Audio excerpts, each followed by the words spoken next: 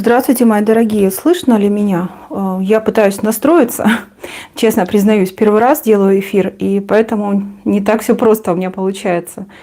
Напишите, пожалуйста, кто-нибудь, слышно меня или нет. Ага, спасибо. Всем здравствуйте, да, всех с Новым годом. Сейчас немножечко еще поднастроюсь. Как-то сложно, вот с техникой сложно, с картами легко, с песком легко, с воском, а вот с техникой очень-очень сложно. Так, мои дорогие, давайте подумаем, как мы начнем. Сейчас еще 2 секунды я у себя здесь настроюсь.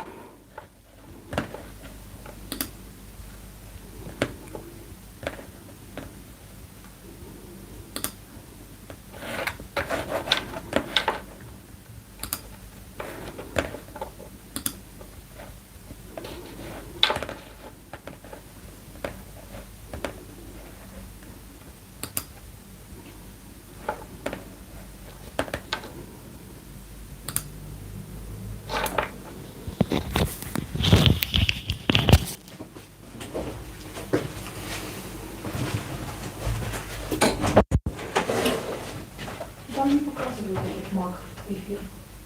Я не знаю, может, у него интернет отключился. А почему маг не показывает? Потому что это Бог.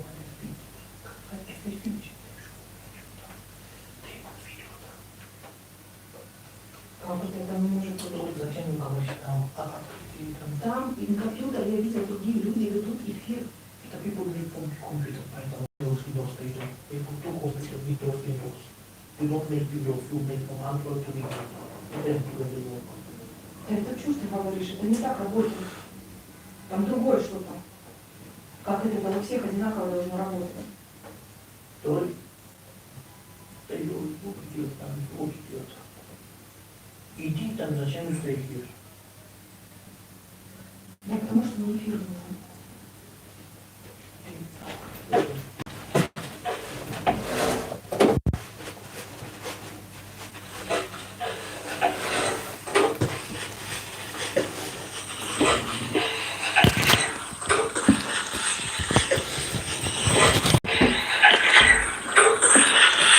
Так, мои дорогие, извините. Так, мои дорогие, извините. Так, мои дорогие, извините.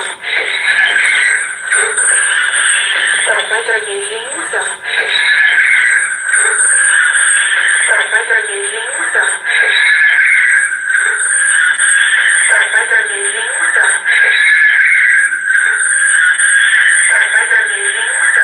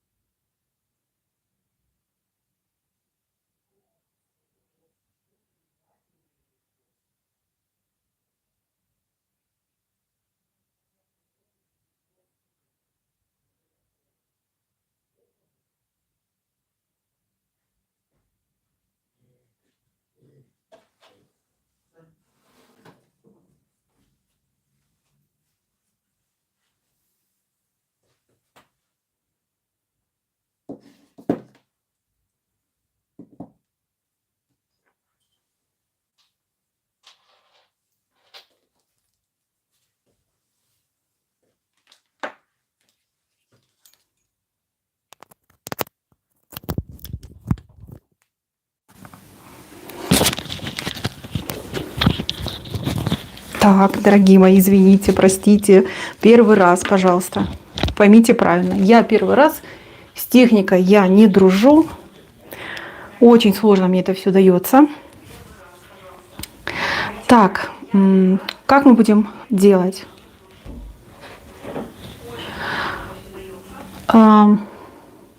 Давайте так, пишите, пожалуйста, свои имена. Обязательно имя и дату рождения. И задавайте свой вопрос. Я, скорее всего, наверное, не на песке буду сейчас смотреть, чтобы не терять много времени, а посмотрю на картах. А на песке я потом просто в конце сделаю общую отсыпку на тему, которую вы попросите. Так, возьму я карты. Свои новенькие, красивые карты.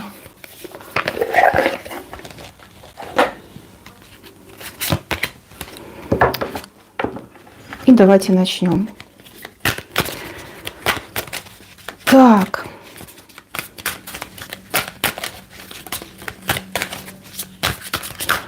Так, девочки, буду по очереди.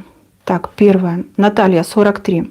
Будет ли мужчина для жизни, для семьи? Будет ли у Натальи мужчина для жизни и для семьи? Так. Будет, будет. Ох, посмотрите, какой красавчик нам тут вышел, да?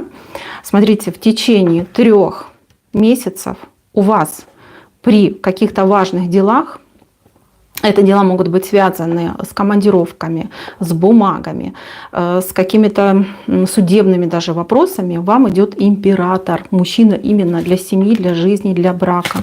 Ох, увезет вас император. А вам этот переезд, он по судьбе идет. Слушайте, вы жизнь свою полностью поменяете. Не бойтесь перемен. Вообще не бойтесь. Будьте смелее в своей жизни. Ох, туз пентаклей. Все, останавливаюсь. У вас в течение 3 месяцев жизнь кардинально поменяется. Идет мужчина настоящий. Вот посмотрите, какой красавчик. Император, мощный, стабильный, в жизни многого добился. Он поменяет вашу жизнь. Он вас увезет. Причем увезет далеко. В новую счастливую жизнь. Так, Олеся Майорова. Будут ли дети? Будут ли дети у Олеси? Будут ли дети?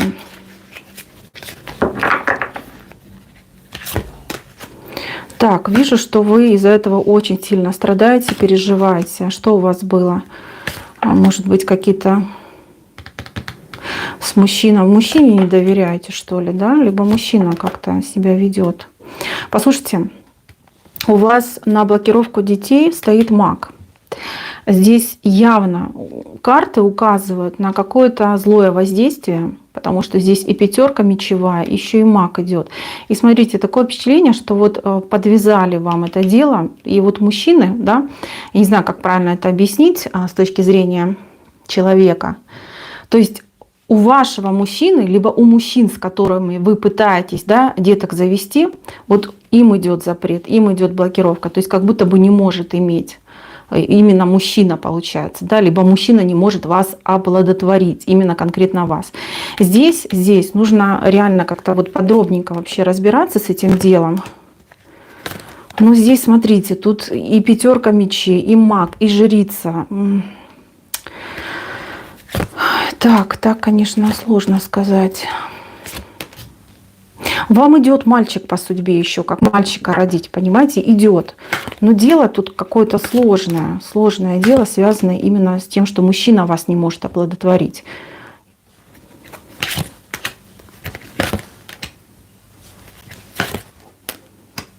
Нет, тут все-таки мужчина, причина мужчина. Я бы, знаете, что вам посоветовала? Немножечко себя почистить, мужчину своего почистить. И обязательно в храм откупы просить, молить, потому что мальчик, вот он какой хорошенький, видите, у вас идет.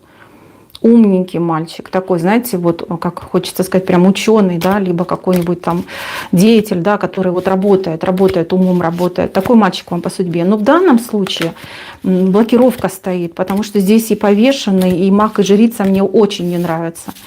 Извините, я подробнее не могу на таком раскладе ответить на общем, но я бы советовала вам не по гадателям ходить, предсказателям, а вот именно в храм, особенно если вы найдете иконы Святой Матроны очень хорошо помогает. Либо, если есть у вас возможность, да, вот, кстати, если есть возможность, в Турции, вот где я проживаю, ну, не конкретно где я, а в Турции, на Эгейском побережье, есть такое место, называется Пресвятой Богородицы храм, дом. Мама называется она здесь, вернее, так ее зовут. Вам бы туда, водички там целебные, помолиться бы в том месте. Очень сильное там место, и многие, и мои клиентки, кто там бывал, у кого были проблемы именно с зачатием, с рождением, все получалось. Вам бы туда бы съездить. Надеюсь, я не сильно вас расстроила, но выход есть. Я вижу, что мальчик вам по судьбе есть.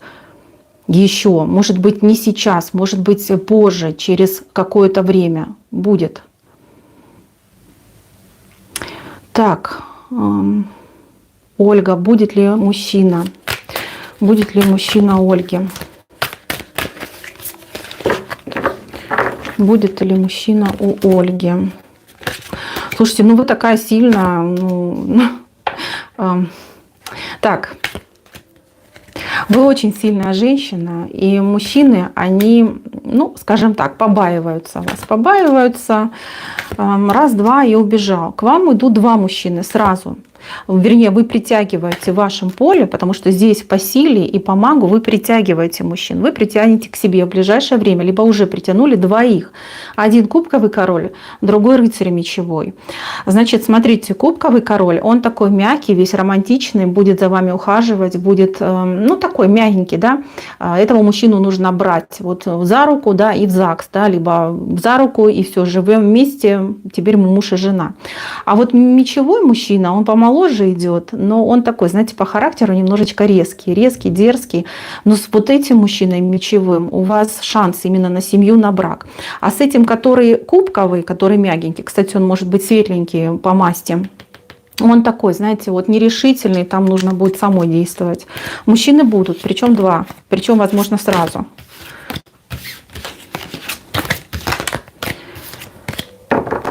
Так. Мария Ми, любовь в 2022 году. Что будет с любовью в 2022 году у Марии Ми? Что будет с любовью? Что же будет с любовью? Так, ну, любовь будет однозначно, но у вас самой главной темой будут деньги. Деньги будут главной темой. Возможно, даже придется выбирать между любовью и деньгами. Либо у вас поездка какая-то намечается, либо работа, связанная с тем, что будет полностью поглощать ваше свободное время, да, и на мужчину не останется времени, либо на отношения не останется времени. Здесь выбирать не стоит, здесь стоит вам все-таки лучше приспособиться, да, может быть, меньше спать, шучу, конечно, да, но найти такой выход и уделить внимание мужчине, который будет за вами ухаживать, а такой мужчина к вам идет. И, конечно же, работой своей заниматься. Нет, любовь будет, но через какое-то преодоление. Видите, тут нужно по двоечке мечей объединить два разных направления, да? Работу и отношения. Потому что тут еще вам и брак идет. Ну вот я спрашиваю, будет мужчина делать предложение? Четверка вышла, будет. Будут ли деньги у вас? Будут деньги. Давайте, что еще вам делать? Ничего не бояться? Ничего не бойтесь, ничего не страшитесь, не пытайтесь выбрать. Лучше объединяйте. У вас хватит на это и мудрости, и сил, и возможности. Да, ваша мечта, вот, которую вы загадываете на ваше будущее, она обязательно исполнится. Значит, у вас проблема в том, что вы либо очень сомневающийся человек, либо человек, который, ну, боится ошибиться, либо проиграть. И из-за этого неприятности такие, да, либо что-то не получается. Так, Наталья. С младшим сыном большие проблемы. Что будет дальше? Наталья с младшим сыном большие проблемы. Давайте посмотрим, почему у вас эти проблемы. Почему у вас эти проблемы? Ну, смотрите, он с кого-то пример берет. да, какие-то примеры отрицательные у него перед глазами. Тут еще, кстати, может быть, когда вот детки, они растут, это в юношеский максимализм, что-то в жизни не получается, он там психует, нервничает, не понимает, что все эти там блогеры, все они показывают искусственную жизнь. Нет, он успокоится. Смотрите, умеренность, да, звезда. Он успокоится, но успокоится немножечко попозже.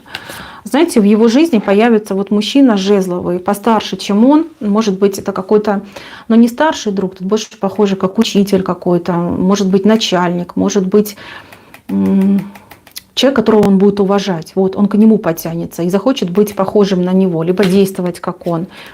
Нет, он вырастет. Он вырастет, вот полностью по башне переменится.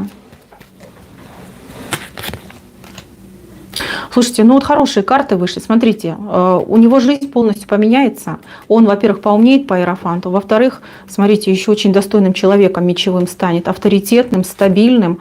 Ох, еще и император вышел. Слушайте, ну сына ждет прекрасное будущее. Да, сейчас время сложное. Вы не расстраивайтесь, не критикуйте его, старайтесь поддержать. У него просто какой-то дурной пример перед глазами, он пытается ему следовать. Причина в этом, все изменится. По умеренности это, конечно, случится попозже, в течение, ну, может быть, даже нескольких лет, но изменения будут очень приятные. Он сейчас учится, он сейчас набирается опыта. Так.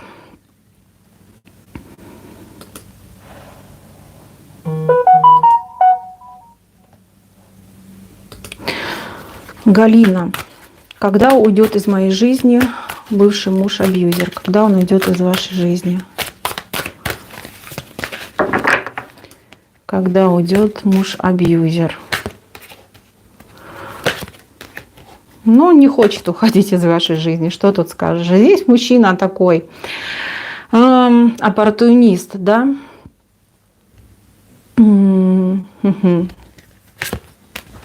Почему не уходит? Давайте сразу посмотрю. А он знает, что он без вас пропадет. А куда он без вас? Какая сильная, мощная, да? Он, типа, смотрите, какого высокого мнения о себе. Говорит, я жезловый, я такой весь классный. А вы-то сила идете, вы же старшим арканом идете. Он понимает, что без вас никуда. Мужчина ваш, хоть и абьюзер, но умный. Понимаете, умный. Ох, императрица.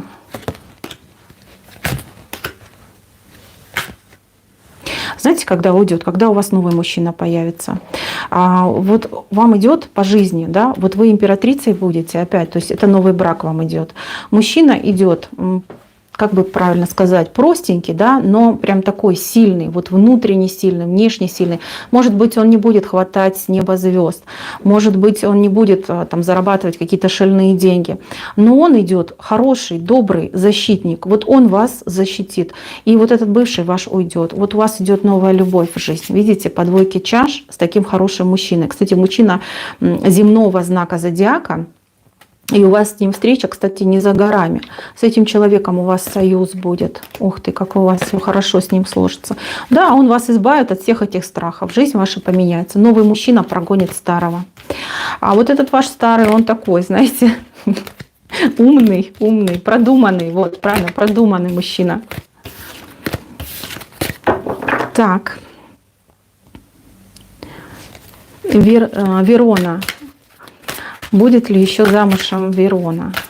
Верона Дольче. Будете ли вы еще замужем? Так, вот смотрите. Официального брака, я сразу скажу, я не вижу. Но здесь идет какой-то мужчина, то ли не свободный, то ли какой-то, знаете, слишком свободный, который не желает официальных отношений.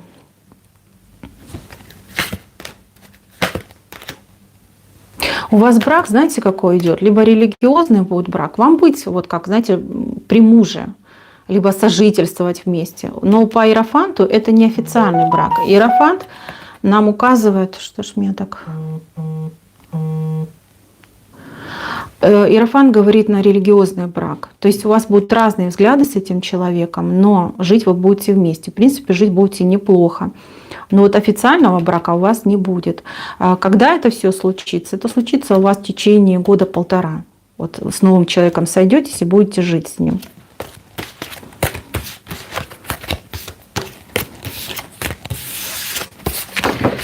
Так, и вам всем спасибо, мои дорогие. Светлана, Игорь, что между вами будет? Светлана и Игорь, что же будет между вами? Что будет между вами?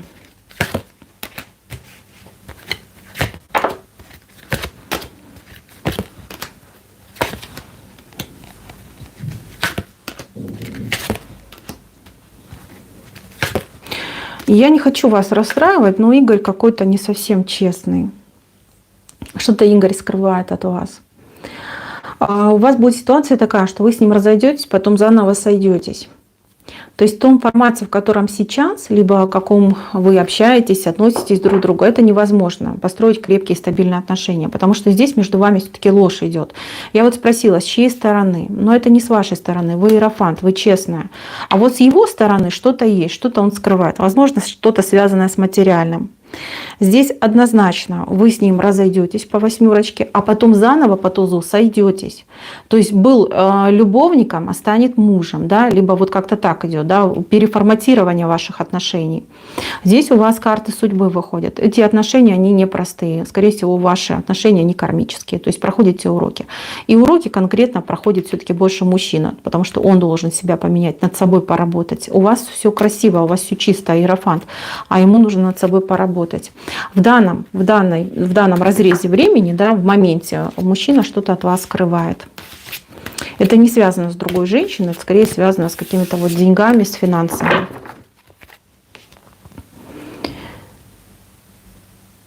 Так, Лаймик. Будет ли вместе по судьбе ли Ирина и Евгений? Будут ли вместе по судьбе ли? Сейчас посмотрим, будете ли вы вместе. Но мужчина вас очень сильно любит. Мужчина очень сильно любит, очень переживает, что вот что-то не получается, да, что-то кто-то кого-то не выбирает. По судьбе ли вы друг к другу?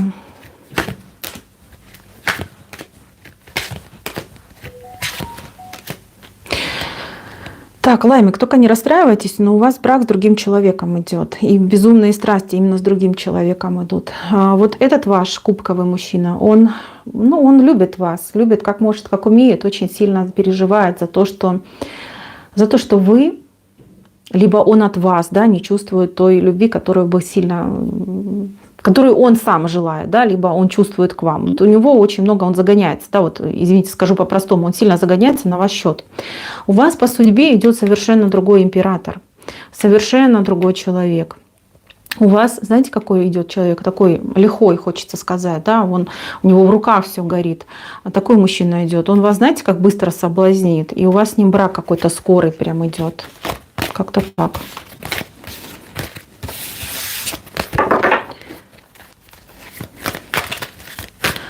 Галина. Кончится ли одиночество? Когда Галина отдаст долги? Кончится ли одиночество у Галины?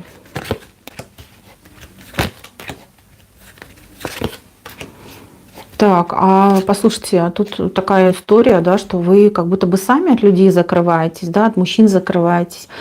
Тут какие-то у вас прошлые воспоминания, да, вот кто-то с вами, может быть, плохо поступал, либо ничего хорошего от мужчин не видели, привыкли в жизни сама на себя рассчитывать, да, тащить все на себе сама. Ох, как будто бы, знаете, живете, вы ни в ком не нуждаетесь. По крайней мере, противоположному полу вы это все транслируете. У вас мужчина по судьбе идет. Мужчина такой, знаете, немножечко эгоистичный, да, но у него такая хорошая энергетика, он прям такой весь, да, солнышком выходит, подарочек по судьбе, но он такой, переживать, конечно, из-за него придется. У вас одиночество закончится по Луне в следующем лунном году, то есть этот год заканчивается, следующий у нас начинается. То есть получается приблизительно, да, вот этот год ждем, и в следующем году уже мы выстраиваем свои отношения. Мужчина идет, кстати, огненного знака зодиака и моложе, чем вы. Так, что по поводу долгов? По поводу ваших долгов. Ну, отдадите. Туз Пентаклей вышел. Кстати, может быть, и мужчина вам поможет эти долги. Мужчина поможет вам решить. Это он или кто-то другой? Нет, это тот, который будет вас любить. Он поможет вам рассчитаться со всеми долгами. Здесь очень четко это показано. Избавит вас от стрессов, страданий, переживаний. От любви, понимаете, будет помогать вам. Да, именно мужчина помогает. Видите, вам нужно подождать, просто подождать. И у вас сейчас такое время, знаете, вот все испытания, которые вышли на вашу долю, они вам идут как кармические. Вы проходите уроки. Вы сейчас закрываете, возможно, какие-то дырочки в своей карме. Да, это все нужно просто потерпеть, отработать. И уже, как говорится, на свободу с чистой совестью. Очень часто, кстати, люди, да я и сама такой человек, да, вот приходят на прием, либо вот рассматриваешь карту человека. У человека карма. Карма достаточно жесткая. Человек не понимает, да, вроде живу правильно, все делаю правильно. Откуда мне прилетает? Почему мне это все прилетает? Ответ один. В прошлой жизни нашкодил, либо в принципе душа пришла в это воплощение, чтобы чему-то научиться. И принимаем такие уроки, даже не подозревая, что они есть. Так, Катя Лотос. Екатерина, личная жизнь, финансы. Давайте я посмотрю вам на год, потому что надо хотя бы какой-то срок задавать. Так, Екатерина, что ждет в личной жизни? Что ждет в личной жизни? Ну что ж вы так, смотрите, какие у вас карты-то идут, а? Что, разочаровались во всех и все сразу? Какое-то разочарование очень сильно идет. Страхи, разочарование, переживания, что все закончилось. Так, убирайте вот этот негатив, у вас прям негатив очень сильно вас душит, прям душит. Вам, смотрите, по статусу быть счастливой в личной жизни, все наладится. 2 периода времени у вас это все случится. То есть это не будет быстро, но в 2 периода времени у вас идет вот и семья, и счастье от семьи, и сама вы при статусе, при королеве Пентаклей. То есть это жена, мама, счастливая женщина. Так, что у вас по финансам? По финансам. Финансы поют романсы. Да? Тут вам предложение идет. Смотрите, может быть даже не одно. Значит, по предложениям. Во-первых, не спешите. Все продумывайте, все просчитывайте. Но идет очень сильное предложение от мужчины, который предложит то, что вас напугает. Либо, например, предложение будет таким. Вот пойдем там работать в ту сферу, либо в ту отрасль, в которой, например, ты ничего не знаешь. И вы такая раз, а я ж не знаю, как я буду работать и что я буду делать. Соглашайтесь, принимайте, потому что это ваш прекрасный шанс на прорыв, на то, чтобы и денежек заработать, и карьеру сделать. Вот серьезно, очень хорошее предложение. Тут главное не испугаться. Если вы испугаетесь, начнете думать, что ой, я там чего-то где-то не знаю, то вы упустите этот прекрасный шанс. Так, извините, потеряла до конца ваш вопрос. Я помню, там еще что-то было. Так, к сожалению, потеряла. Тогда напишите еще раз.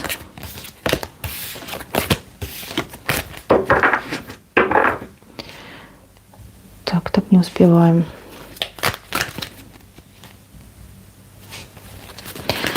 Елена, будут ли перемены в личной жизни? Елена, 06.09.75. Будут ли перемены в личной жизни у Елены? Будут ли перемены? Так. Не, переменам быть точно, но вот какой-то страх у вас присутствует. Страх, неуверенность. В чем? В мужчинах неуверенность. Да, в мужчинах неуверенность. Не в себе, в мужчинах. Ох, какой идет. Ох, какой идет. Кто он?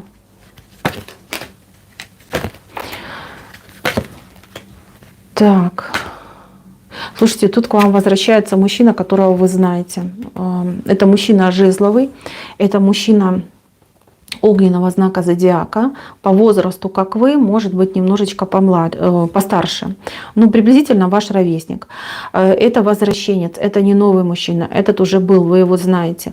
Он идет с предложением к вам. Мало того, что он вам любовь будет предлагать, он еще и финансово будет вас поддерживать, либо вот, знаете, как-то вот будет вкладываться в вас. Этот человек, он когда-то вас уже потерял, либо потерял шанс быть с вами. Крепко об этом пожалел, теперь вот он набрался сил и храбрости, будет к вам возвращаться. А вы помните его прошлое его какие-то поступки, да, и вас это будет немножечко смущать, вы долго будете его, скажем так, мурыжить, да, но потом все-таки примете. С этим человеком вы будете. Нужно вам вообще быть с ним? Ух ты, 3 старших аркана, вы видели? Судьба. Вам с этим человеком судьба.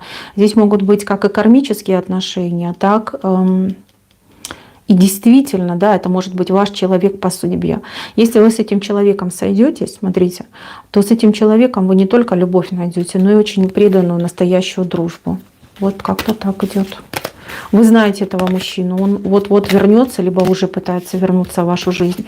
Почему-то вы его не хотите говорить, ой, только не он, только не он. А вот видите, как судьба с ним.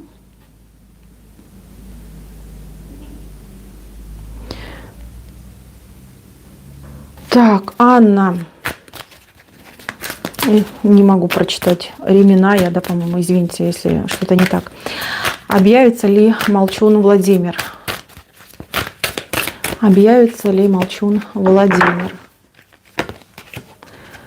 Так. Слушайте, но он где-то в каком-то стрессе. У него сейчас большие проблемы с деньгами. Он бы и раньше объявился, но как бы показать нечего, результата у него нет. Он прячется. Прячется, потому что какая-то у него неприятность жизни. Вот дурака карта выходит, где-то он в каких-то мечтах своих обманулся, думал, что он приедет на коне, а походу сейчас под конем где-то находится. Объявится ли он? Молчит. Смотрите, как молчит. Он сам с собой борется. Ему, кстати, очень хочется прервать это молчание, уйти из этого отшельника и к вам прийти. Но еще будет думать, выбирать. Так, этот мужчина сам себя загнал в какую-то ловушку. Это все по деньгам. Видите, деньги причина. Деньги. Тут не другие женщины, тут именно деньги. Вернее, их отсутствие, нехватка, да, вот денежных средств. Давайте посмотрим, чего ждать. Возвращение будет, оно по судьбе. Оно будет. Но будет оно какое-то отложенное, либо затяжное. Знаете, вот это тот случай, когда мужчина себе какие-то глупые мысли вбил и думает, вот, кому я нужен, когда я там ни конфетки, ни шоколадки купить не могу, да, ни цветочка какого-то. В принципе, оно-то правильно, да, но с другой стороны, все мы люди, у всех все бывает. Этот человек очень, он, посмотрите, страдает без вас, он хотел бы к вам вернуться, но себе что-то там наблочил, что-то там где-то закрылся, испугался сам себя и теперь сидит. Он вернется, он будет с вами общаться, когда ему будет чем похвастаться, либо показать какой-то свой результат.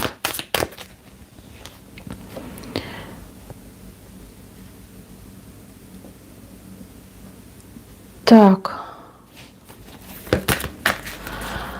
Катя Мартынцева. Встретит ли суженого? Встретит ли Катя Мартынцева своего суженого? Ой, ну, конечно, да. Представляете, у вас такая семья идет прекрасная, прекрасная семья. Мужчина совершенно новый, это вообще незнакомый вам мужчина. Он идет в вашу жизнь по нулевому аркану, чтобы все в вашей жизни поменять. Таких мужчин вы еще не встречались, с такими мужчинами вы еще не общались. Он ни на кого не похож. Он очень интересный, очень талантливый, очень перспективный. Здесь с этим человеком глобальные перемены в жизни будут. Когда это все произойдет? Тут законный брак сразу вышел. Исполнение мечты. Вы смотрите, какие прекрасные карты вам идут. Так, а вот 7 мечей мне что-то не очень нравится. С чем она связана?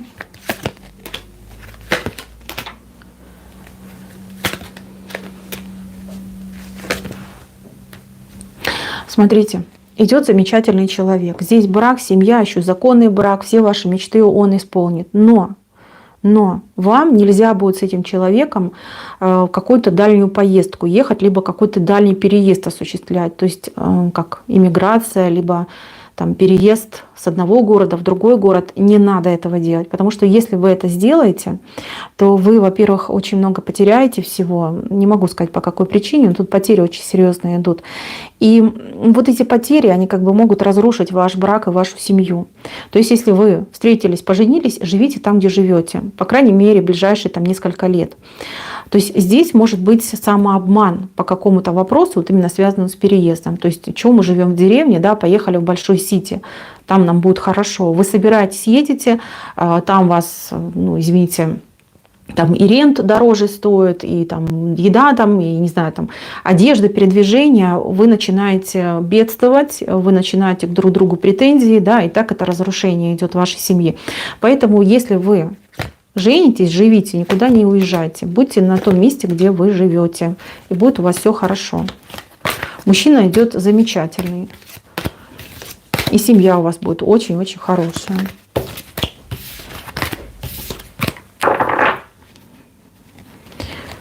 Так, не успеваю я читать, к сожалению.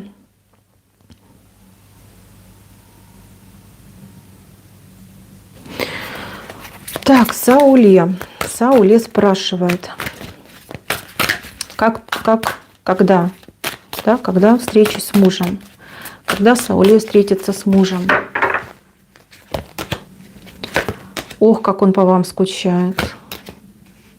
Ой, еще очень сильно вас ревнует. Послушайте, у него прям дьявол в голове сидит, очень сильно ревнует.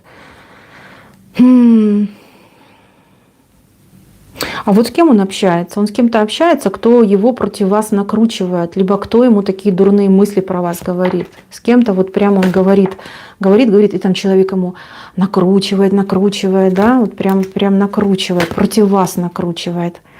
То есть кто-то заинтересован, да, чтобы у вашего мужа сердце болело. Очень вас ревнует, очень невероятно ревнует. Как эта женщина, слушайте, эта женщина накручивает, причем тайным образом. Встреча будет, но она идет по звезде отложенная, понимаете? Здесь быстро не получится. Звезда, она всегда про расстояние, про длительный срок. То есть какой срок? Вот я спрашиваю, мне только лишь туз чаш дали. То есть это больше, чем год. Но опять же, туз чаш говорит о том, что не помеха расстояния, либо время вашим чувствам. Все будет хорошо. Единственное, что мне очень не понравилось, так то, что вот идет пятерка мечей, какая-то очень жесткая накрутка. И мужчина ваш идет, смотрите, и мечевым королем, и рыцарем мечевым. То есть он очень зол, он агрессирует, он прям, ну я не знаю, волосы на себе рвет от ревности, от какой-то злобы, от того, что он боится, что, например, вы там изменяете, либо на расстоянии. Так что вот разберитесь с этой женщиной, либо ну, напрямую его, что ли, спросите, да, кто там тебе что про меня рассказывает. Либо постарайтесь почаще, может быть, с ним общаться, чтобы он понимал, что вы полностью сфокусированы на нем, и у вас просто нет времени, чтобы общаться с другими мужчинами, либо, ну, в принципе, да, с другими людьми. Так, выиграете ли вы грин-карту? Выиграете ли вы грин-карту? Ну, знаете как? Нет. Вы, конечно, не расстраивайтесь, но нет, не выиграете. Но вам в чем-то другом повезет. Смотрите, если бы вы выиграли грин-карту, то вас бы ждало разочарование какое-то, очень сильное разочарование. Но вам вместо вот этого выигрыша по судьбе идет, во-первых, семья очень хорошая, счастливая, будущее обеспеченное. И еще какой-то шанс вам именно своим умом, своим трудом добиться вот высокого результата в бизнесе, в работе, в труде. Тут карта мастера, туз жезловый говорит о том, что человек получает шанс. Но опять же таки вы выходите мечевой королевой, такой очень красивой, которая своим умом, да, вот именно своим высоким IQ, своими способностями добивается всего. Ну, как-то так.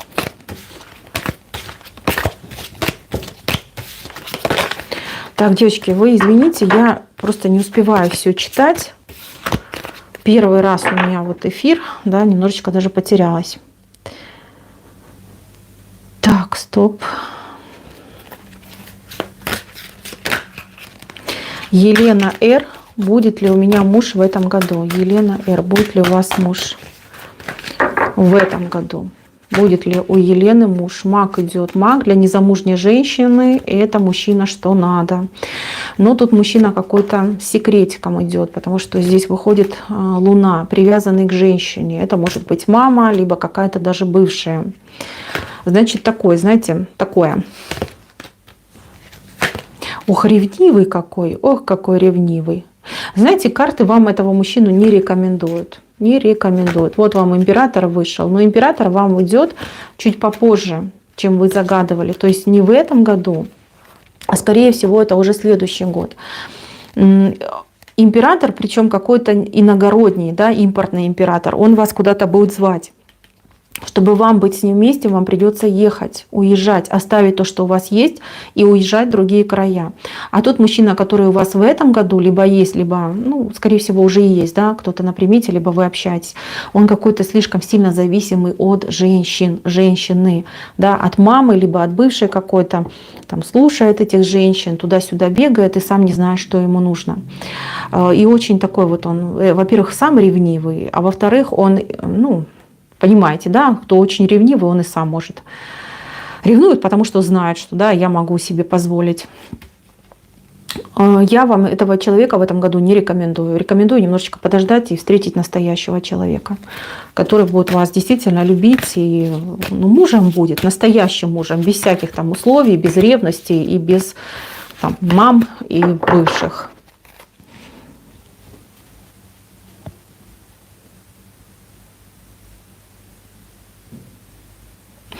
Девушка-сказка. Сделает ли загаданный человек выбор в мою пользу? Когда? Если нет, то почему? Лидия. Лидия, давайте посмотрим. Так. Не, ну посмотрите, на вас прям карты прыгают. Сделает ли загаданный человек выбор в пользу Лидии?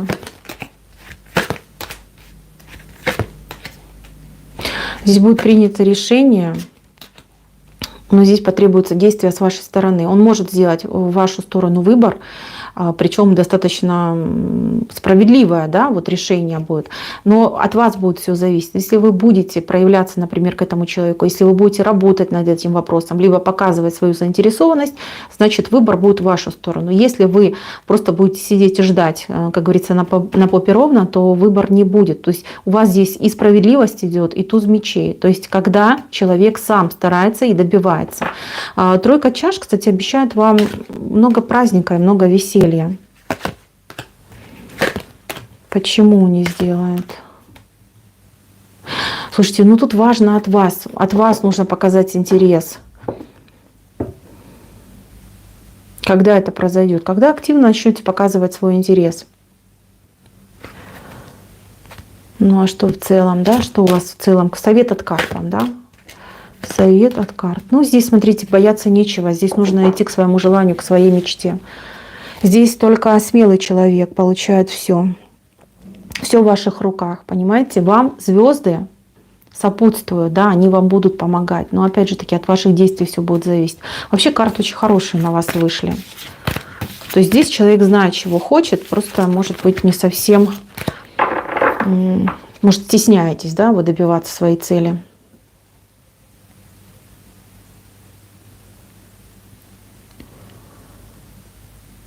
Так, Светлана Калмыкова. Когда закончится одиночество? Будет ли новый мужчина? Светлана Калмыкова. Когда закончится одиночество? Будет ли новый мужчина у Светланы?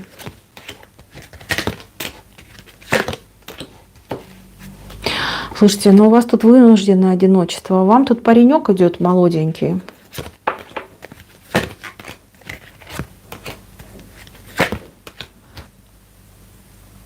А вы мужчин, наверное, боитесь, да? Либо боитесь, что вот не найдете достойного. Вы посмотрите, какой выбор. У вас тут, смотрите, один активный, творческий, второй глубоко влюбленный, мягкий такой, весь котик, ласковый, и третий деловой активный мужчина. 3 мужчины у вас идут. 3 мужчины абсолютно разные, с разными характеристиками, разного возраста, разной даже, возможно, национальности.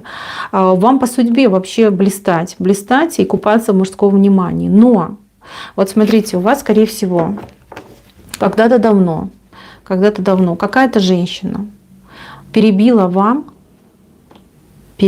либо желание, да, либо доверие к мужчинам, либо она вас просто тупо поглазила. Вот извините, что-то говорю, ну вот как-то так оно выглядит.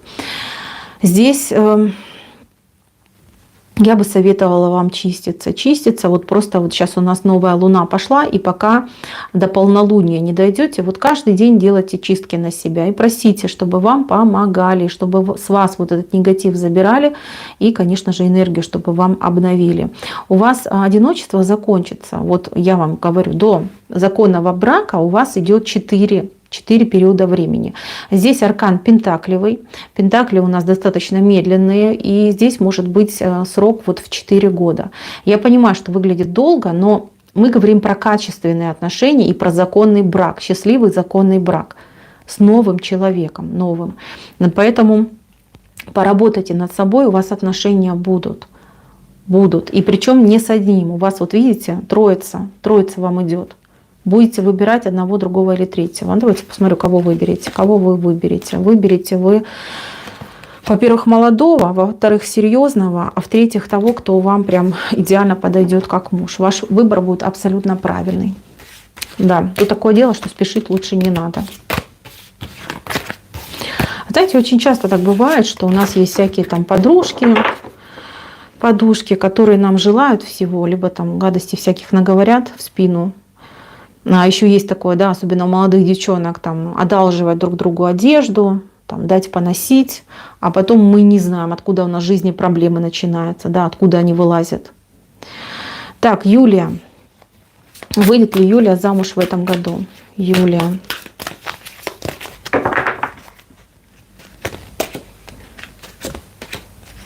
Так, Юлия, только не расстраивайтесь, но в этом году нет. Нет, в этом году нет. У вас через 8 месяцев идет встреча с очень серьезным мужчиной для семьи, для дома, для брака. Вы будете с ним встречаться, вы будете с ним общаться, а потом вы от него забеременеете, да, либо будет разговор насчет детей. И вот это будет законным браком для вас. Вот как раз законный брак идет. Это получается не этот год, а следующий. В этом году вы его встречаете через 8 месяцев. То есть это получается 8 месяц. Да, 8 месяц это у нас август. И вот, пожалуйста, семья, брак. Так, Оксана. Почему я до сих пор одинока? Будет ли еще счастье? Будет ли счастье у Оксаны? Почему Оксана одинока? Почему Оксана одинока? Жрица вышла, послушайте. Ох, я не люблю, когда так начинается у меня все.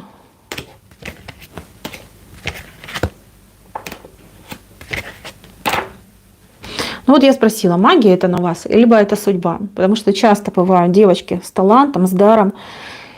Не даю таким девочкам абы кого, там жизнь свою попортить, психику свою попортить, и просто ограничивают их в общении. У вас идет именно конкретно воздействие. Это не судьба, это именно воздействие. Значит, ну тут позавидовали, причем позавидовали очень сильно. Кто позавидовал? Темноволосая девушка маленького роста, вот. Причем позавидовала достаточно давно. Какого-то мужчину вы с ним, либо интерес к какому-то мужчине вы не поделили. Тут она могла не только позавидовать, но еще, наверное, какие-то действия совершить. Ну да, работала. Ой, ну и к магу ходила, вы видите, да? Еще и к магу ходила. Вот это почему. Что с этим делать? Давайте лучше, да. Важнее, что с этим делать. Что с этим делать?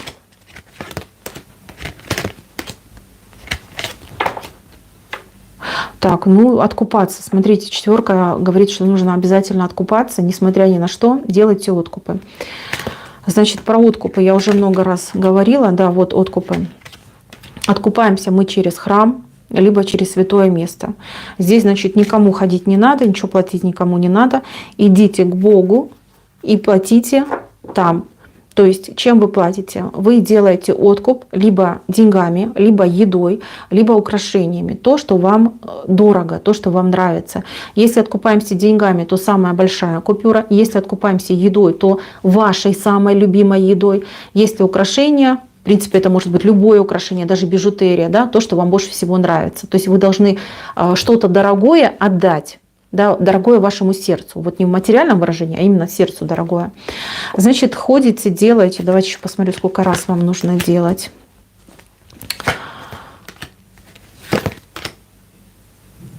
А у вас, смотрите, у вас результат очень быстро, кстати, пойдет.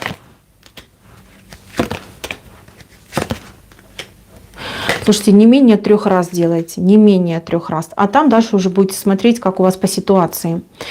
Откупайтесь от сердца, просите, чтобы с вас этот негатив сняли и убрали. У вас будет мужчина, причем мужчина очень талантливый. Я не знаю, может быть, это какой-то певец, актер, может быть, не знаю, блогер, может быть, даже. Мужчина очень талантливый идет. Очень такая какая-то тонкая натура, вам с ним будет невероятно интересно. И вы в какой-то момент даже, возможно, скажете: Господи, вот ну, всю жизнь тебя ждала, и не зря, да, вот именно ты мне был нужен. Я бы с другим и не смогла бы быть счастливой. Да, идет мужчина. Послушайте, откупайте себя, что-то вам вот прям сделали. Причем, еще раз говорю, вы эту женщину очень хорошо знаете, темненькая, маленького роста. Подружка, может быть, какая-нибудь, может быть, даже какая-то родственница.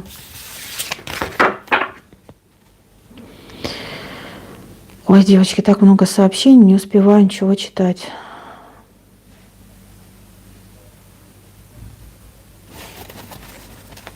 Галина, 26.02.1989. Появится ли новый мужчина в этом году? Появится ли новый мужчина у Галины? Появится ли новый мужчина у Галины? Да, появится. Ух ты. Это не просто новый мужчина, это ваш будущий муж появится. Слушайте, отношения пойдут как-то несерьезно, как шутка будут ваши отношения. А потом поймете, что любите друг друга, и вы друг к другу невероятно привязаны, боитесь потерять друг друга. Вот как-то так у вас пойдет. Вот не знаю, как будто бы с шутки какой-то, либо с каких-то, может быть, страстей, да, как-то вот. Может, по шутке как-то человек скажет: давай встречаться, вы скажете: окей, давай. Начнете встречаться, поймете, что любите друг друга, что ваши отношения просто какие-то идеальные. Не, у вас семья идет с этим человеком. И, кстати, человек поможет вам очень сильно материально, да, вот как-то будет у вас, может быть, вкладываться, либо будет делиться своими честно заработанными кровными. Появится мужчина. Мужчина похож по масти на вас и возраста приблизительно тоже вашего.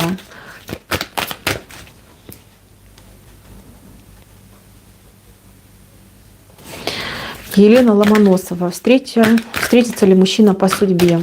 Встретится ли мужчина по судьбе? Елена Ломоносова. Встретится ли мужчина по судьбе?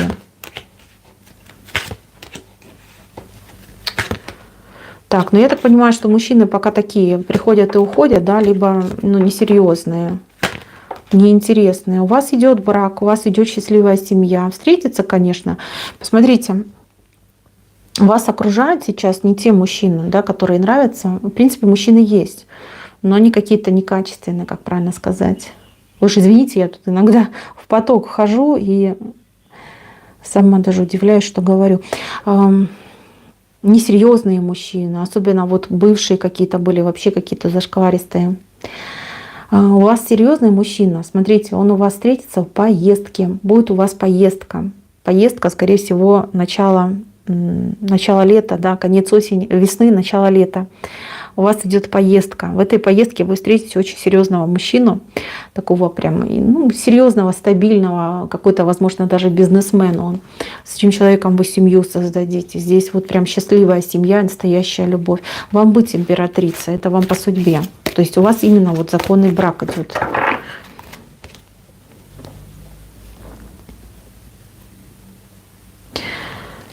Так, Светлана. Знакома ли Светлана со своим будущим мужем? Светлана, 02.09.1971. Знакома ли Светлана со своим будущим мужем? Да. Туз пентаклей, да. Ну почему-то вы то ли верите в это, боитесь, то ли как-то. Почему? Почему? Ну какие-то отношения идут нестабильные, да? У вас какое-то перетягивание каната. Маг и жрица. Меряетесь, да, какими-то местами вы с друг другом. Вы то сходитесь, то расходитесь. Ну, а как сложится? Ну, как выбор сделаете, так сложится. Вы какие-то очень упрямые. Вам бы вот по иерофанту, да, не мериться, а дополнять друг друга. Вот если будете дополнять, если, может быть, даже вам, как девушке, как женщине, немножечко под мужчину, как, ну, не прогнуться неправильно, нельзя прогибаться ни под кого, подыграть, вот, правильно, подыграть. Если этому мужчине подыграть, что, ну да, окей, ты главный, ты мужик, все как хочешь, да, поработать над этим, то все будет, все получится. Вы знаете, однозначно вы знаете и боитесь того, что вы это знаете. То есть либо вас смущает эта информация.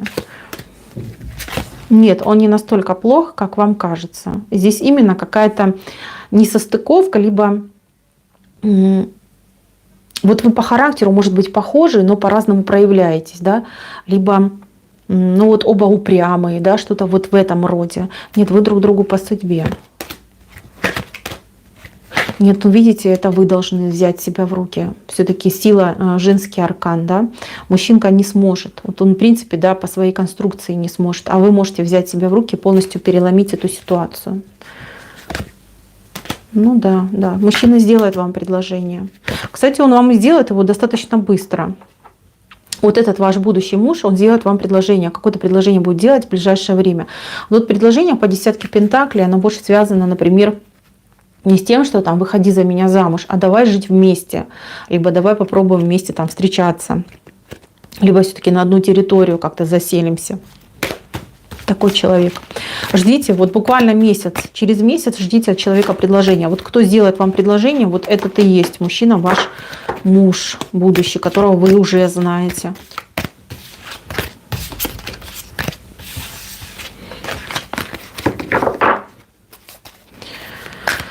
Так, Ольга Л. Что ждет с бывшим? Что ждет с бывшим?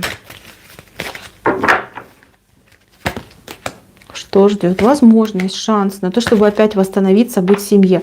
Вот очень хорошие вышли у вас карты. Вот посмотрите, туз пентаклей, четверка жезлов и еще и справедливость.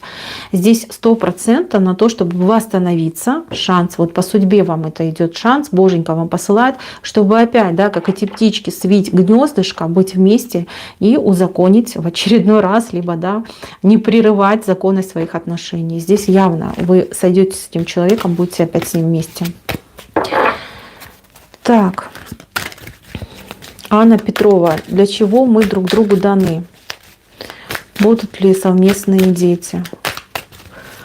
Для чего Анна дана мужчине? Для чего мужчина дан Анне?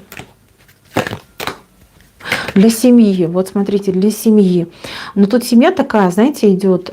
Здесь женщина, королева пентаклей. То есть, ну, она и мама, и хозяйка, и все на себе тащит. Мужчина здесь магом выходит. То есть этот мужчина будет требовать к себе какого-то невероятного уважения, почитания. Ну и, соответственно, он будет и вкладываться в семью. Здесь именно семья идет, любовь, семья. Но домостроем попахивает, если честно. Так, а какой был еще вопрос? Будут ли у вас совместные дети? Будут ли у вас совместные дети? Так, беременность будет, но какая-то либо непростая, либо придется немножечко подождать. Детки будут. Вот еще и, смотрите, шестерочка вышла, вернее, семерочка, извините, мечты исполнятся, яички вот в гнездышке, пожалуйста. Но дьявол меня смущает тем, что дьявол дает либо страхи, переживания, либо могут быть какие-то немножечко как осложнения, не дай бог, конечно, да, вы лучше вот проверяйте, и у гинеколога почаще бываете. Беременность будет, причем, скорее всего, но тут как год срок идет, да, может быть, следующий год. Мальчик первый у вас будет. Так.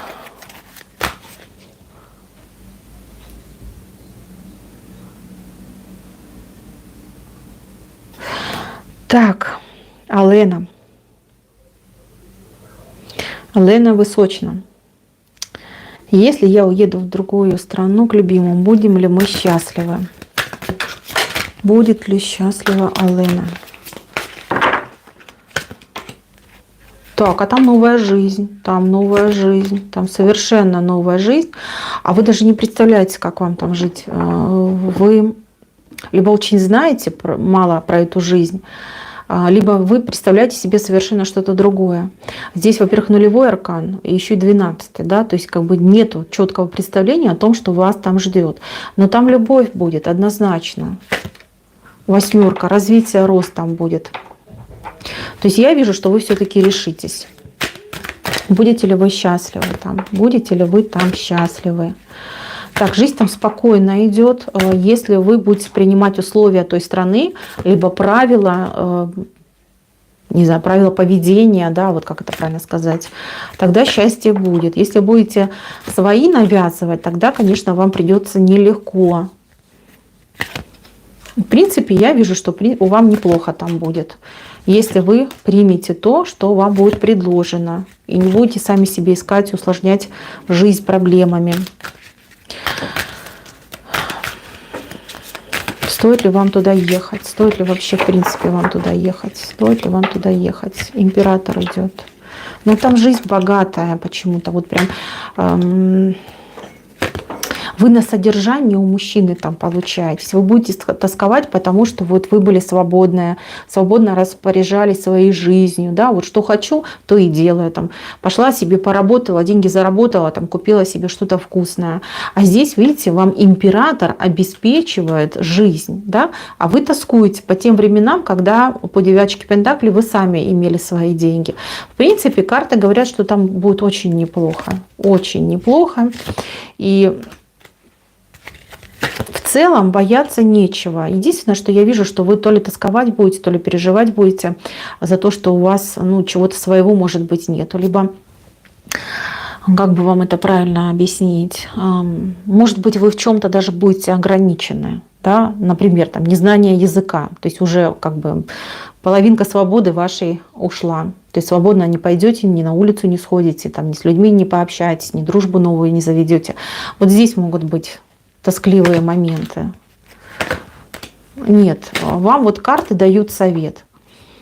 По тузу жезловому ничего не бояться, менять свою жизнь, работать над тем, чтобы там в новой стране адаптироваться как можно быстрее. Это очень хорошо для вас, новые шансы идут. Еще и мужчина, смотрите, когда любит вас, любит. Мужчина как бы может быть внешне, там, например, суровый, да, но ласковый и добрый внутри. К нему подход нужно будет найти. Представления у вас нет про эту страну. Здесь, конечно, лучше узнать, попробовать поехать, посмотреть, присмотреться. Хотя это тоже не вариант. Все равно могут быть потом подводные камни. Я сама знаю, сама в чужой стране живу. Так. Алена Слотвинская, например, правильно, например, думаю, прочитала, да? Алена Слотвинская, что ждет меня в этом году? Будут ли детки? Алена, что ждет в этом году? Что ждет Алену? Поездка какая-то интересная ждет, какое-то закрытие вопроса какого-то. Послушайте, здесь, скорее всего, у вас еще и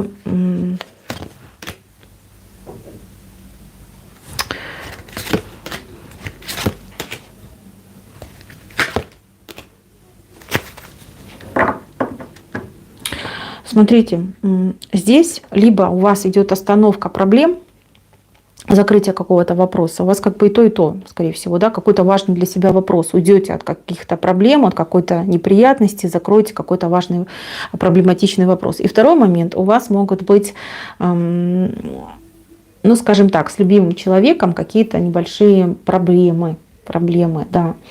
Но такие, пришел, ушел, поругались, помирились. Вот, вы должны быть к этому готовы. И знайте, что есть у вас недоброжелатели, которые не хотят, чтобы у вас был мир и гармония в жизни, в семье, не знаю, в отношениях. Почему так происходит? Тут мужчина виной. Может, кому-то понравился ваш мужчина, может быть, он кому-то не смог отпор дать, да, что типа не лезьте в нашу жизнь, в нашу семью. То есть такой год немножечко беспокойный в этом плане. Но это, поправимо, это не критично у вас здесь. У вас еще тут новое дело какое-то ждет интересное. Но придется, конечно, тут понервничать и не испугаться. То есть кто-то что-то вам будет предлагать. Либо вы будете, может быть, думать что-то сделать, поменять работу, открыть там бизнес, переехать, уехать. Да? Если вы не испугаетесь, то вас ждет 8 жезлов. Быстрое, динамичное развитие. У вас еще, кстати, подарки от судьбы еще ждут. Так, что касается детей. Что касается детей.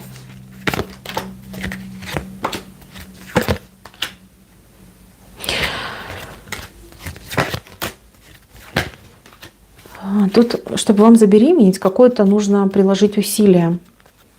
То есть как есть сейчас, по 4 пентаклей, скорее всего, нет.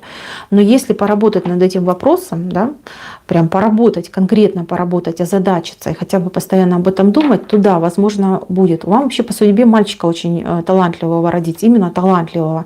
То есть это артист, это такой вот публичный деятель, там, не знаю, шоумен, возможно, какой-то.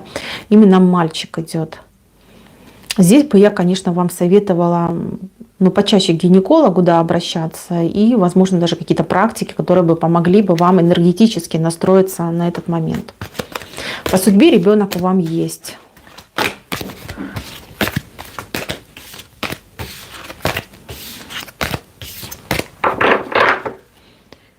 Так. Девчонки, я не успеваю все читать. К сожалению, не успеваю. Ох, как все быстро тут летит.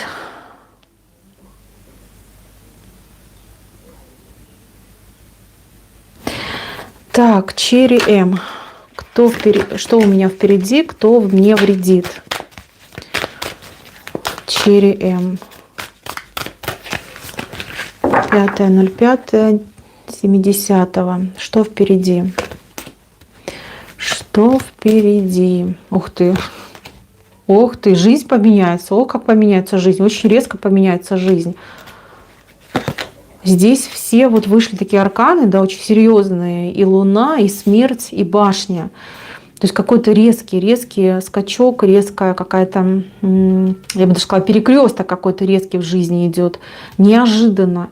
Неожиданно придется какие-то вещи потерять, либо с чем-то расстаться для того, чтобы получить намного больше. У вас ждет вот именно в работе, в делах какой-то прорыв, конкретный прорыв.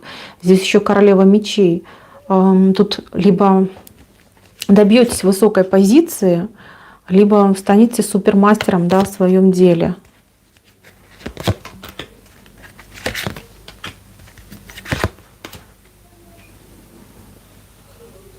Здесь, кстати, насчет семьи вашей какая-то мечта исполнится, либо желание, связанное с семьей. Мужчина новый идет, интересный. Это именно новый мужчина. Соблазнять вас будет. А вы будете думать, идти или остаться, пойти в любовь, либо пусть все идет как есть. Да, мужчина, кстати, идет водного знака зодиака, и он такой весь красавчик, красавчик. Так, кто вам вредит? Кто вредит? Кто вредит? Никто не вредит.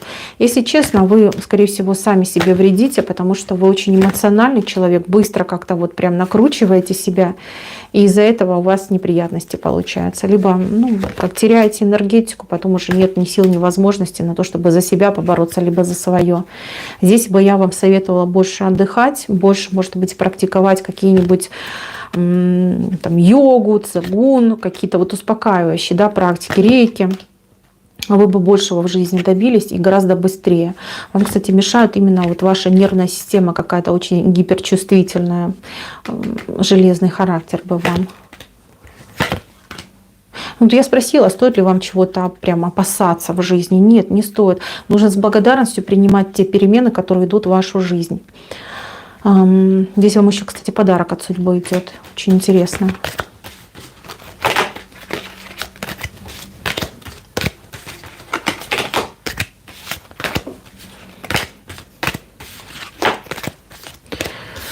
Так, девчонки, поменяю колоду, потому что это уже чувствую устало у меня.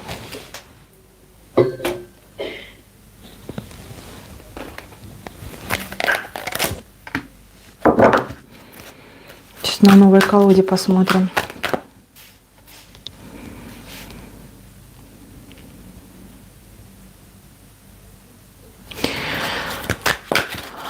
Так. Ася, 33. Если дар по роду. Если дар по роду. Ух ты, прям полетели на вас, Ася.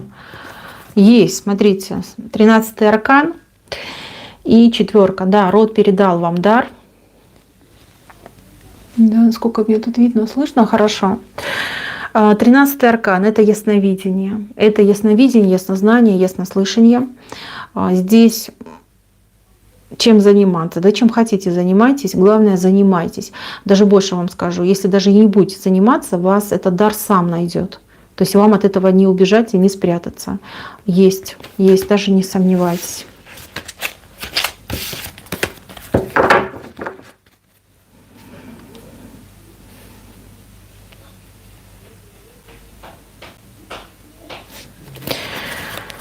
Так, Татьяна Быстрова. Татьяна и Юрий будут ли еще вместе? Будете ли вы еще вместе, Татьяна и Юрий? О, семья, да, будете? Будете, еще и справедливость выходит.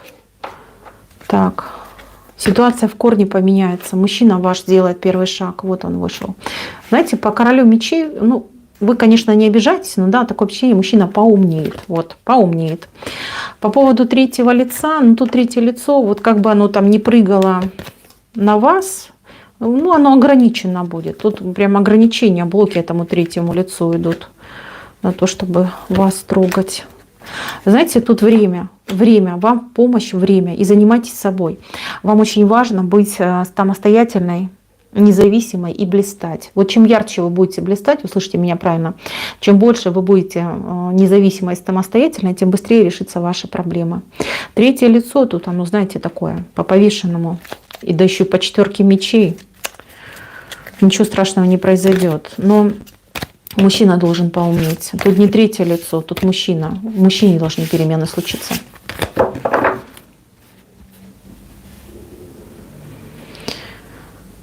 Людмила Самарская. Будет ли развод с мужем? Александр. И что от него ждать? Будет ли развод между Людмилой и Александром? Будет ли развод? Туз пентаклей будет.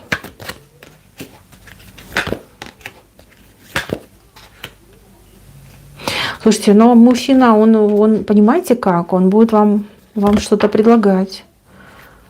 Но вы ему не верьте, потому что он обманывает вас.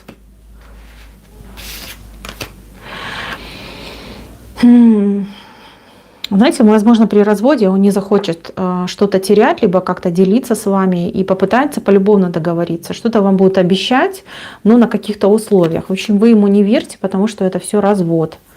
Ну, развод не развод, а именно он вас обманывает, да.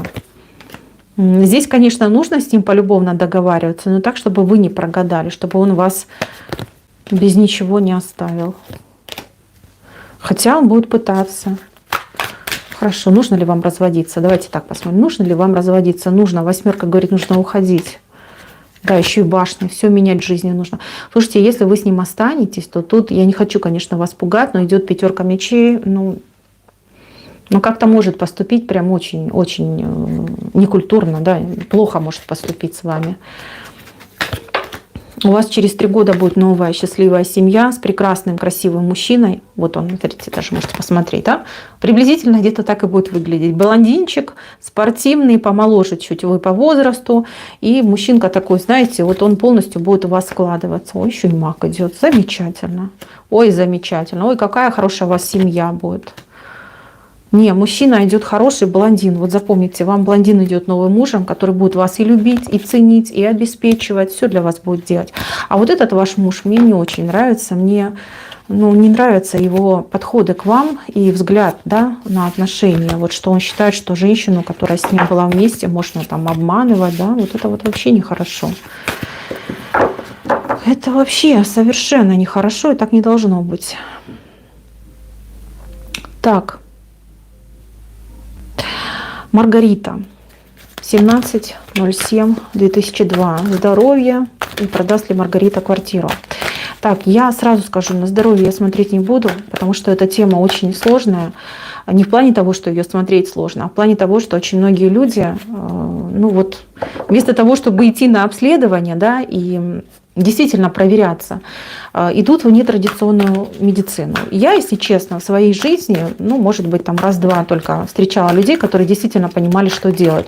Другие же там, я не знаю, там и глину от рака, и там червячков от поноса, да, вот, ну, извините, занимаются всякой гадостью. Я, ну, не приветствую такие методы, поэтому лично для себя я решила, что здоровье я смотреть не буду. Чтобы люди мнительные, либо особо впечатлительные, да, не вместо того, чтобы, да, пойти к профессионалам, да, обращались к гадалкам. Вот, как бы, думаю, объяснила. Вы извините, уже немножечко устала, сбиваюсь. Так, будет ли переезд в свою квартиру у Маргариты? Будет ли переезд? Будет. Будет. Но будет попозже, чем вы думаете. Сейчас это либо невозможно, либо не получится. Переезд будет в течение 2 лет у вас. По судьбе вам эта ситуация. Вам, кстати, кто-то будет помогать очень активно с этим переездом. О, вот он вышел сам. Мужчина будет вам помогать. Так что не переживайте, все случится. В 2 года у вас переезд будет в свою квартиру. Вернее, через 2 года, либо в течение 2 лет. Ну, вот туда, ближе к этому сроку, 2 года.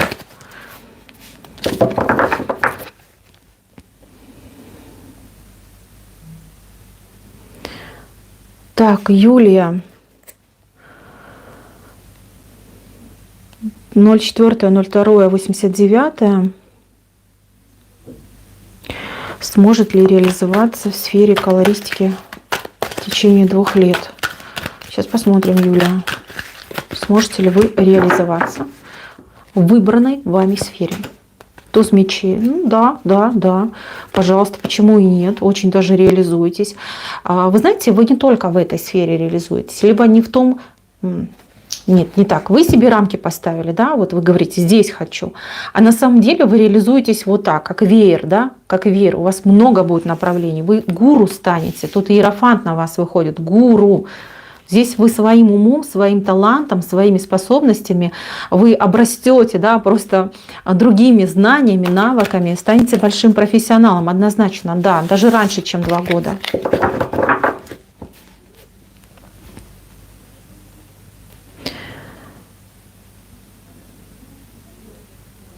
Андрей Парай. Работа, когда какая? 02.12.1976. Будет ли работа? Когда и какая? Будет ли работа? 10 чаш. Будет, нулевой аркан. Будет. Слушайте, будет. Вот в интернете вы найдете. Работа абсолютно новая, работа хорошая. Эта работа принесет вам радость, удовольствие принесет. Не только, кстати, вам, но и вашей семье. Вы даже не представляете, даже подумать не можете, да, какая это будет работа. Потому что нулевой аркан — это что-то сумасшедшее. Да, это космос, который идет к человеку. Будет весело, легко. Вы будете просто на своем месте, вы будете творить, и в течение, вот, возможно, 2 месяцев вы найдете, в интернете вы найдете. Тут либо 2 месяца, либо, 2 недели нет, потому что все-таки жезлы. Если бы мечи были, я бы сказала 2 недели, то, скорее всего, 2 месяца. В интернете ищите. Работа, знаете как, работа мечты называется. Будет хорошо и вам, и вашей семье. Все будут за вас рады, и вы сами будете за себя рады. Так. Дина Хуанг, не знаю, правильно, извините. После тяжелого брака будут ли отношения с загаданным мужчиной? Будут ли отношения Дины?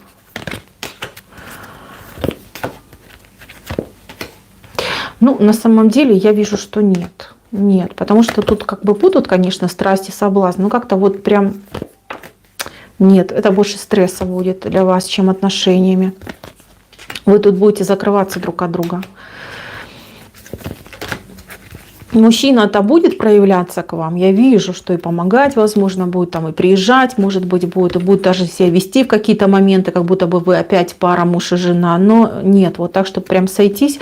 Я вижу, что вам понравится быть свободной и независимой, вы не захотите терять эту свободу. Нет, не захотите вы терять свободу. Стоит ли вам терять это все? Не стоит, потому что вы себе разобьете сердце, ничего опять хорошего не получится. Вам с этим человеком дружить надо, но в брак не надо. Хотя он будет предлагать, именно он будет предлагать, будет прям навязываться, да, что все, я вот твой муж, давай, все, мы живем как муж с женой. Лучше не соглашайтесь.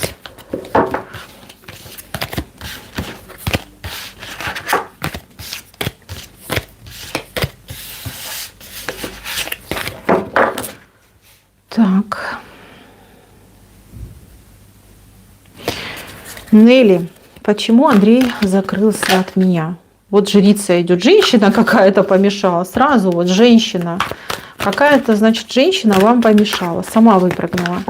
Кто такая? Зачем мешала? Кто такая? Зачем она вам мешала? Ну, потому что он ей сам нужен. Это какая-то соперница однозначно. Она разрушает ваши отношения. Поэтому он и закрылся.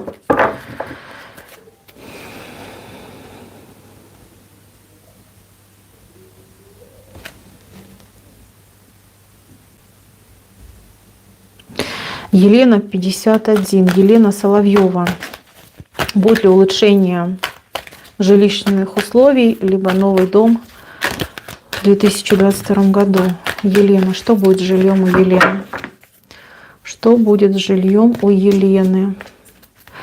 Так, ну в загаданный срок, понимаете, сложно вам будет осуществить то, что вы там задумали. Нет, скорее всего, не получится. Здесь нужно будет подождать.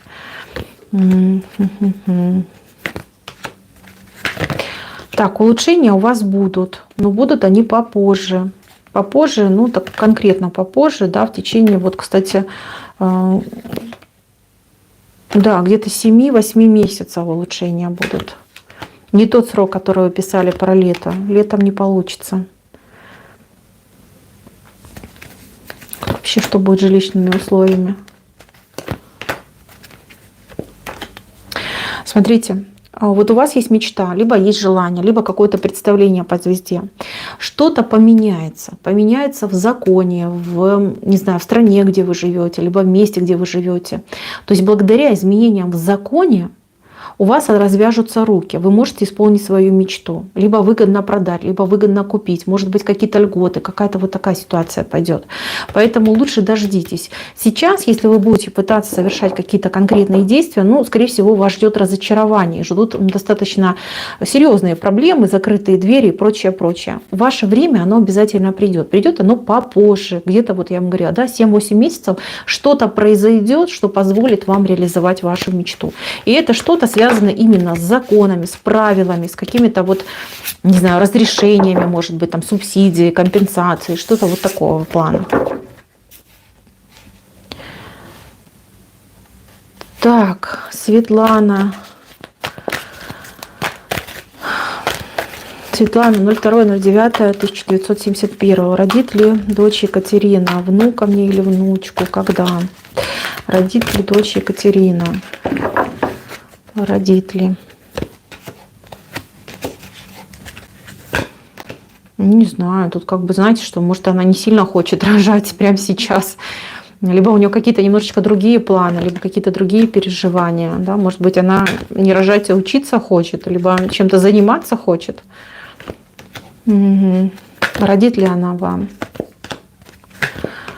Ну, смотрите, да, у нее будет мальчик, да, через время, не сейчас. Тут нужно будет подождать. Мальчика родит. Очень красивый, кстати, мальчик будет. Очень такой, знаете, вот есть мальчики, как модельной внешности, да, либо вот как актеры красивые. Очень выразительные черты лица у этого мальчика будут. Но со временем, не сейчас. И потом через срок, то есть разница будет там, не меньше, там, чем 5-6 лет, будет еще девочка. Сейчас, в ближайшее время, я не вижу, чтобы она была готова к тому, чтобы рожать. У нее какие-то другие планы, и это правильно. Ей нужно реализоваться сейчас, либо осуществить те планы, которые у нее в голове, а потом уже спокойненько сесть, ну, сесть это утрированно, конечно, да, заниматься тем, чтобы рожать. У вас будет и внук, и внучка, но только дождитесь. И понимаете как, не надо тут подгонять, пусть все идет своим сроком.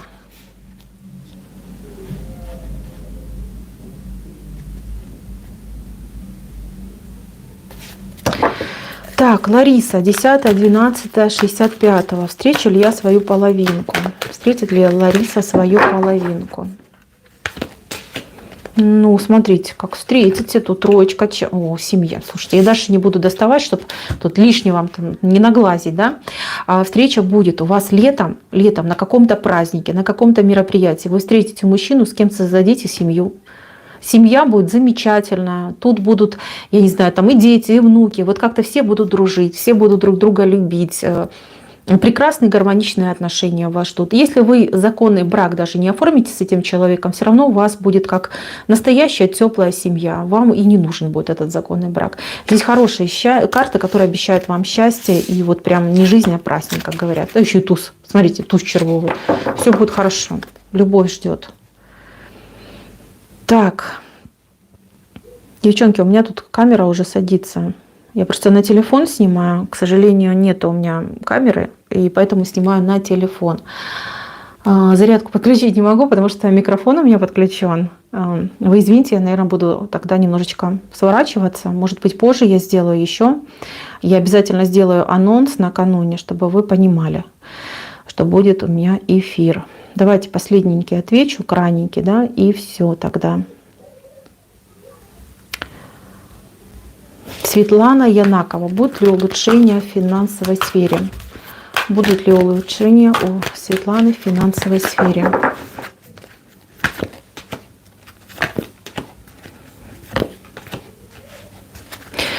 Здесь, знаете, вам предложение будет сделано откуда-то издалека, может быть, из-за границы, либо место, которое очень далеко от вас находится, именно предложение, либо приглашение. Вот это будет ваш шанс. Вы должны будете за это предложение просто ухватиться, потому что благодаря этому приглашению вы, во-первых, добьетесь очень высокого положения, вот в карьере, может быть, либо в бизнесе в своем. То есть у вас идет прям развитие стремительное через предложение издалека. Кстати, вот на будущее могу сказать, что у вас какие-то вот прям очень хорошие иностранные партнеры идут, прям работа у вас будет кипеть. Не работа, да, а праздник будет. Вы будете абсолютно довольны собой, своей жизнью. Когда это произойдет, эта ситуация 9 месяцев. Вот в течение 9 месяцев все будет меняться. Да, будет постепенно меняться, но улучшения будут хоть и незначительные, но очень качественные. 9 месяцев проходит, и вы понимаете, что вот, подвожу итог, и я в большом плюсе, у меня все хорошо, я чувствую себя прекрасно, я вижу свое будущее, жизнь моя развивается. Ну и, соответственно, с деньгами мне становится попроще. Так, да, здесь нужно именно немножечко дождаться и не рубить, да, если где-то что-то не идет так, как вы хотите, да, вот просто потерпите. Нет, перемены будут очень качественные. Ваши проблемы в этом году финансовые закончатся. И переживания у вас закончатся. Просто нужно немножечко подождать, и все будет хорошо. Девочки, на этом все. Спасибо вам всем, что пришли на мой эфир, что терпели мои вот эти муки, да, когда я пыталась настроиться. Всем огромное спасибо. Надеюсь, встретимся еще не раз. Буду делать анонсы, будем встречаться, будем смотреть, гадать. Все будет хорошо. Всем спасибо. Всем пока-пока-пока.